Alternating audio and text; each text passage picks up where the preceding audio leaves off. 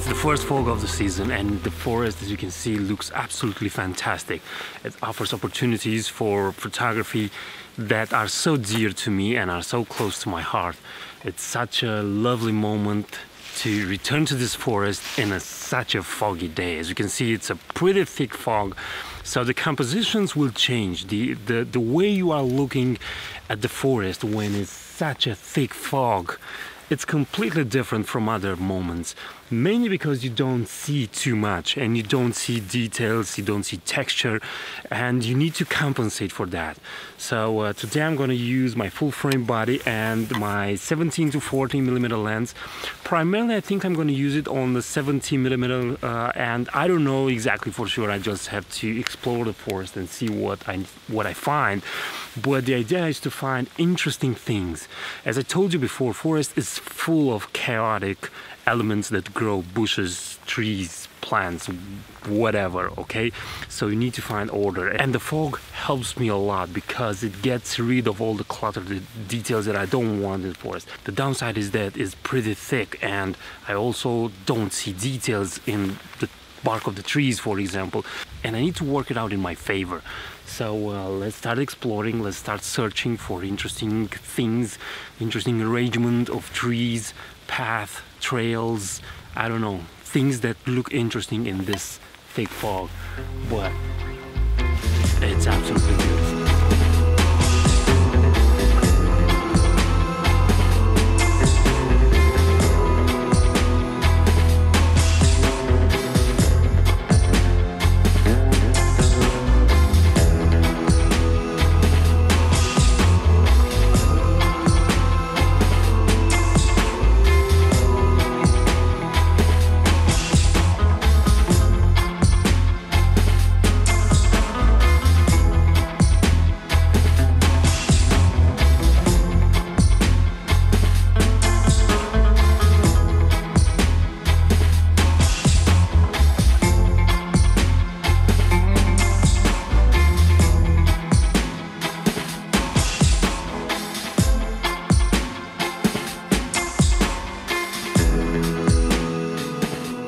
In a moment like this, where you explore the forest in such a thick fog, you have to know the forest really well, or at least, if you don't know it really well, know the trail you are on, or pay close attention to how you move, because you can get so easily lost in situations like this.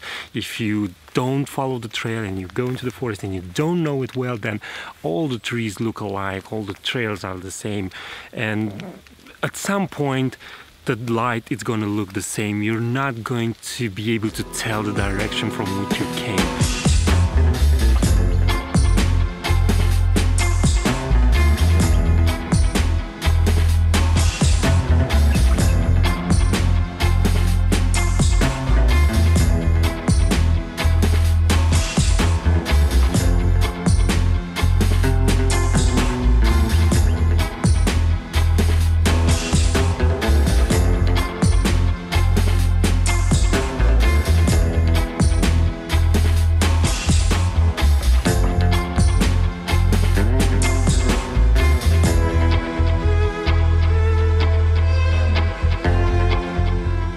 One of the things that I'm always trying to improve is the quality of my videos, and I think that my videos have improved a lot since I'm using what I think is proper music.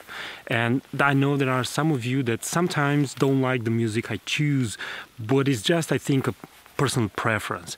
So there's a service that I'm using now from March. I think it's a great service, and the fact that you can pay about $200, $199 per year, and you can use that music in every video you want on YouTube, on commercial production, on TV, on how many YouTube channels you want. So the fact that you only pay this once and you can use this entire library whenever you want, it's a really great thing. And once you download the song, it's yours. You can do whatever you want with it. You're not limited to only one use. And another thing that impressed me is the amount of songs that they continue to upload every month. Get emails with the new additions to the website.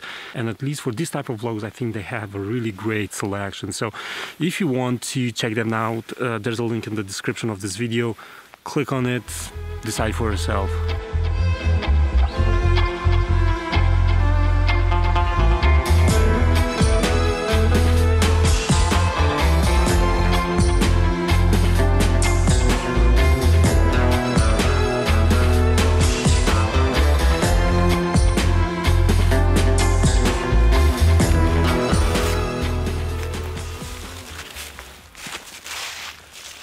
The difference of light between different areas are extremely important to be noticed by you.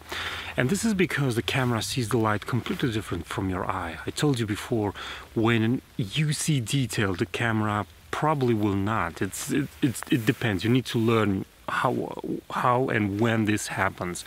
When you have areas with different intensities of light, you need to spot that, you need to understand it, and you need to kind of measure it in stops of light, how much difference is between those two, because the camera will create a much deeper contrast than your eye sees, and this will help you emphasize more your idea or portray a certain idea or have that feeling of light flooding a certain area of the photo when the other areas are in darkness. So it's not always about editing and creating different effects and post-processing. It's about learning to observe light and to use it to your advantage.